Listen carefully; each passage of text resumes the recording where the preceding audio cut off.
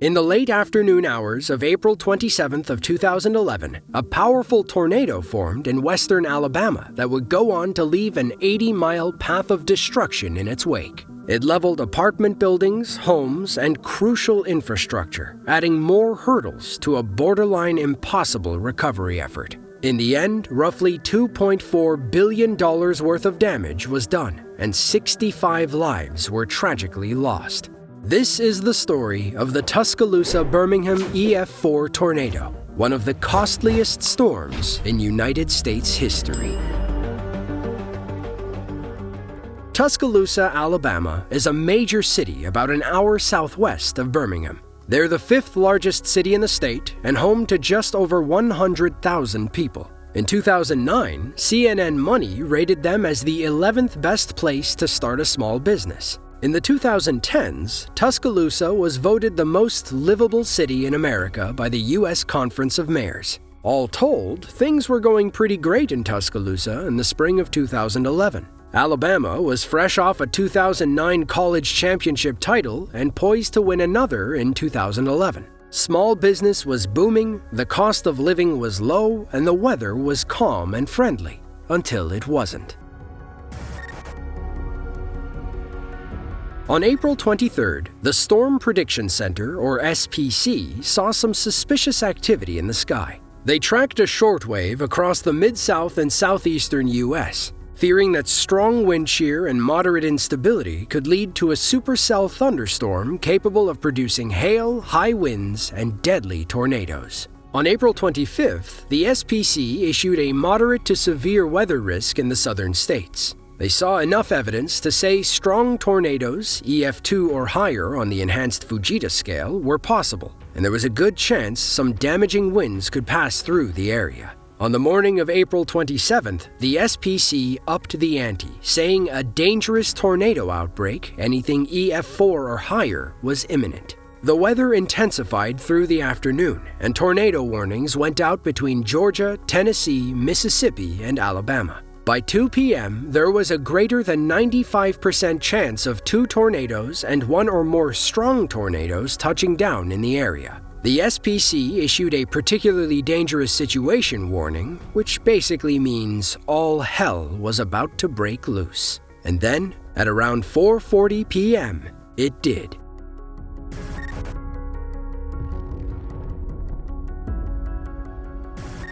The supercell produced a wedge tornado in the rural area of northern Greene County, west of Tuscaloosa. It began at EF2 intensity, uprooting several trees, but only causing minor damage to nearby structures. Storm chasers began tracking the tornado as it neared the Tuscaloosa County border and began broadcasting the live footage on local news stations. The tornado intensified about 30 minutes after touching down. Meteorologists, storm chasers, and amateurs on the outskirts with a camera, all they could do was stand by and watch as the storm, now an EF4 tornado, slammed into the heart of Tuscaloosa.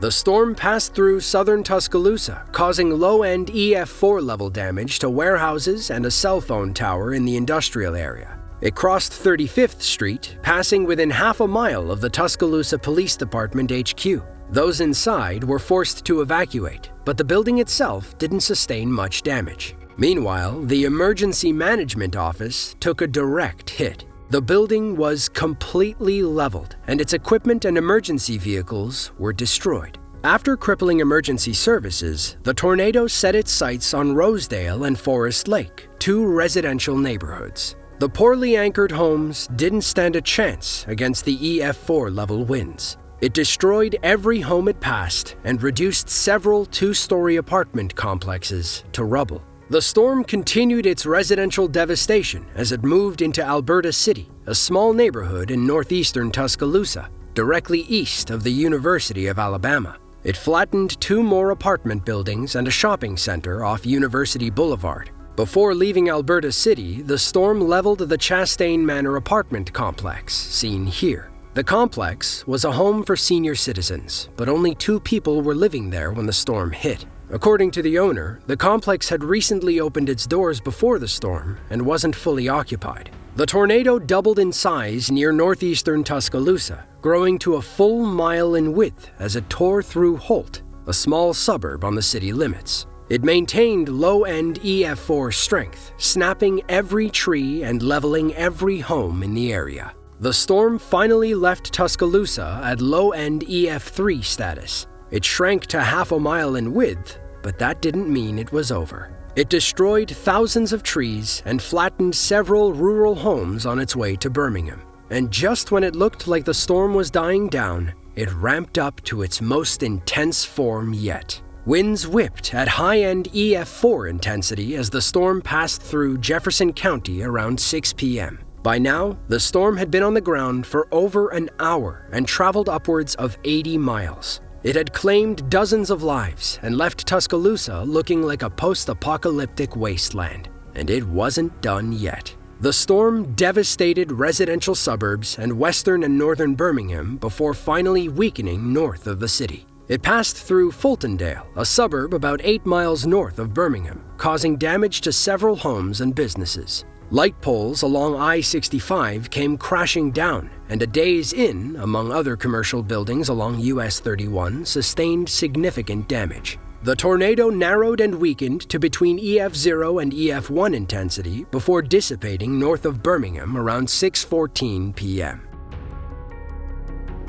By the time the storm ended, it had traced an 80-mile path of destruction through 3 counties: Greene, Tuscaloosa, and Jefferson. There was some controversy regarding how to rate the tornado. Some survey teams classified the damage to buildings, homes, and trees as EF5 level, while others called it EF4. Ultimately, they settled on high-end EF4, with winds pushing 190 miles per hour. Most of the destroyed structures lacked proper anchoring, and the damage wasn't consistent with winds exceeding 200 miles per hour. But, judging by some of these aftermath clips, we can't imagine it being much worse.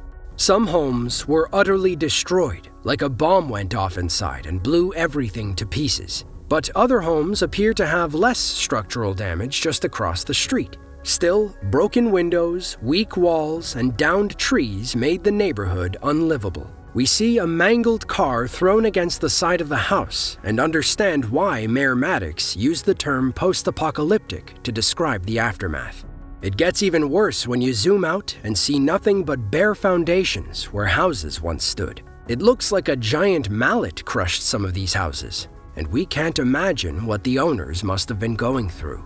Elsewhere, crews got to work ASAP to remove downed trees and debris. But looking at all the destruction, it's hard to imagine where you'd even start. According to the National Weather Service, 65 people lost their lives that day, while 1,500 others sustained injuries. The Obamas visited Tuscaloosa 2 days later to tour some of the affected areas. The president looked at the large-scale destruction all around him and said, "I've never seen destruction like this." He also commented on the smell of natural gas permeating the air.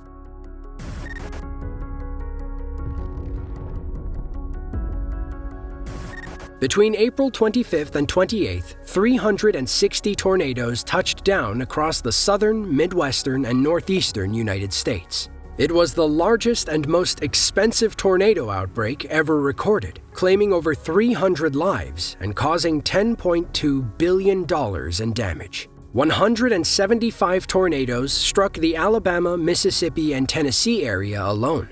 The storm that caused $2.4 billion in damage between Tuscaloosa and Birmingham wasn't even the strongest. 10 other EF4 tornadoes and 4 EF5s touched down across the affected regions. But while some storms produced higher wind speeds, they didn't cause nearly as much damage as the Tuscaloosa tornado. As of April 28th of 2011, it was the costliest tornado to ever strike the United States, surpassing the 1999 Moore, Oklahoma City storm. Then, about a month later, a powerful EF5 twister touched down in Joplin, Missouri. It caused $2.8 billion in damage, becoming the costliest tornado in US history. To see another video just like this, be sure to click the link on screen now. With that, thanks for watching, and we'll catch you in the next one.